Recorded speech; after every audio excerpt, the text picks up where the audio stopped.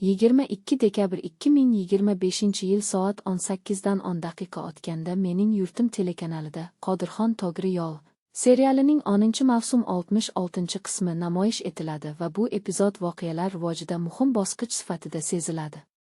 Syujet shoshilmay, ammo ishonch bilan oldinga siljib, tomoshabinni yangi qarorlar va murakkab sinovlarga tayyorlaydi. Serial kuchli jihatini yana bir bor namoyon etadi. Qahramonlar so'z bilan emas, aynan harakatlari orqali ochiladi. Asarning asosiy g'oyasi, ya'ni Togri yo'lni tanlash masalasi bu qismda yanada chuqurroq yoritilgan. Dramatik lahzalar sun'iy ko'rinmaydi, hammasi hayotga yaqin va mantiqan asoslangan. Aktyorlar ijrosi tabiiyligi bilan ajralib turadi, his-tuyg'ular ortiqcha bo'rttirilmay yetkaziladi.